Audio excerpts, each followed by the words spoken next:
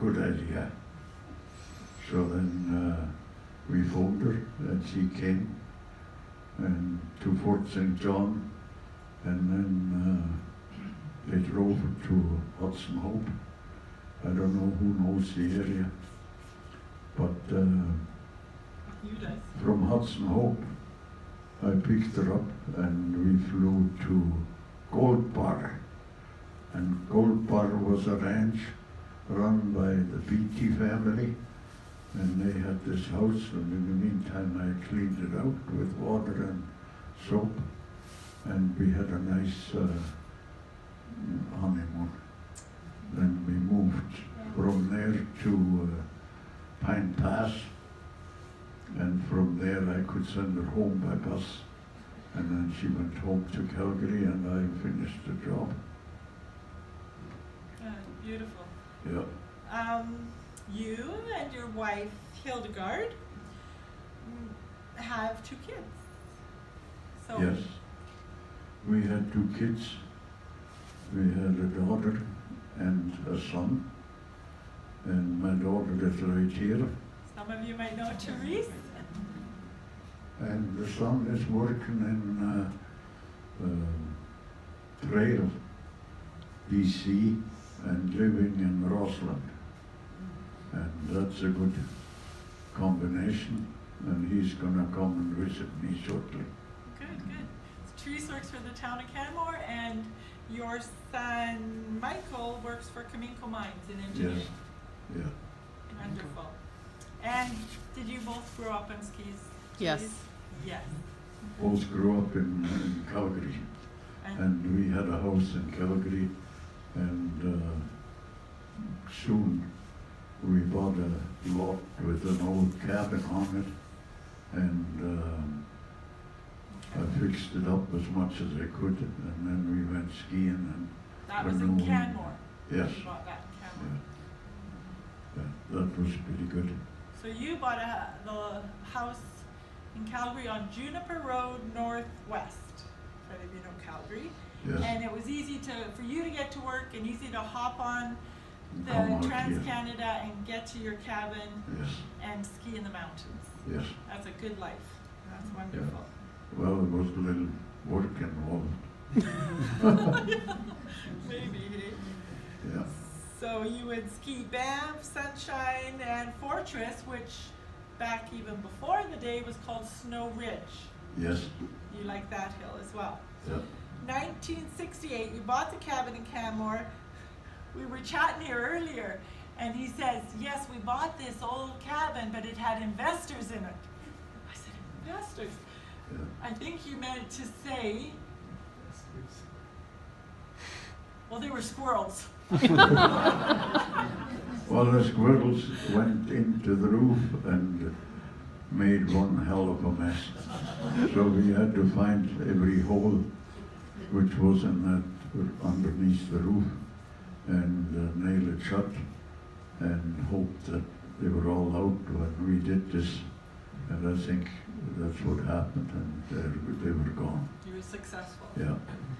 And moving ahead 20 years to 1988, the year of the Olympics.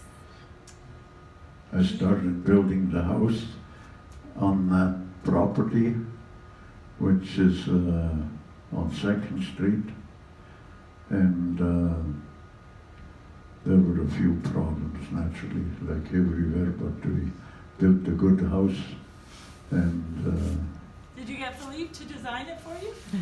Because that's your problem then. she wasn't there. And you did it in a year?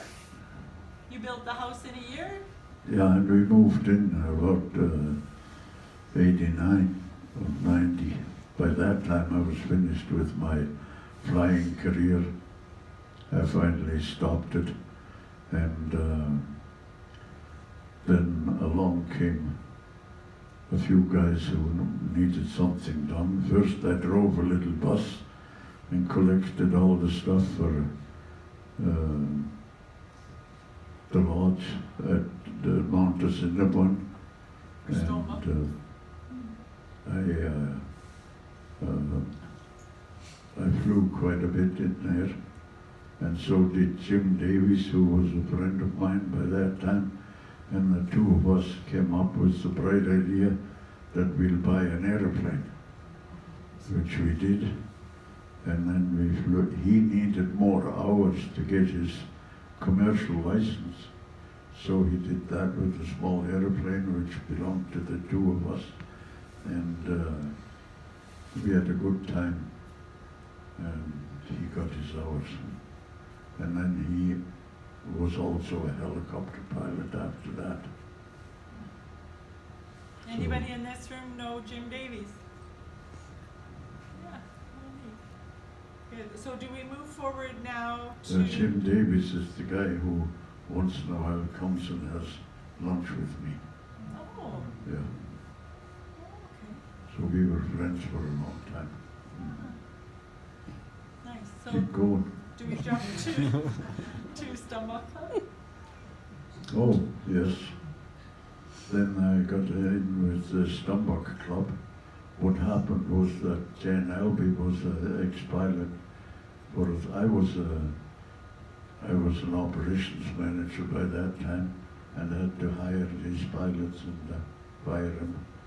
And this Jan, he had a job at that time. They sold our company to Okanagan, and Okanagan promised us all a job, which was, in most cases, turned out very good, except with me. I was going to be a logging pilot, and I flew with them for a while, and then I stopped, and I said, no, thank you. I will stay in Calgary, and I didn't like the logging with the 61, and so I said goodbye to Okanagan. And then Okanagan was bought up shortly after by Canadian. These are financial tricks which are done quite often in the helicopter industry, and then one company buys the other one, and in the end, nobody wins. So that connected you to Stumbuck, and you were with them for Yeah. many years. Yes. You said over 10. You didn't know an exact Yeah. number, but Oh, 20. 20 maybe. Wow. well, yeah. Wow. So they're a German ski touring company.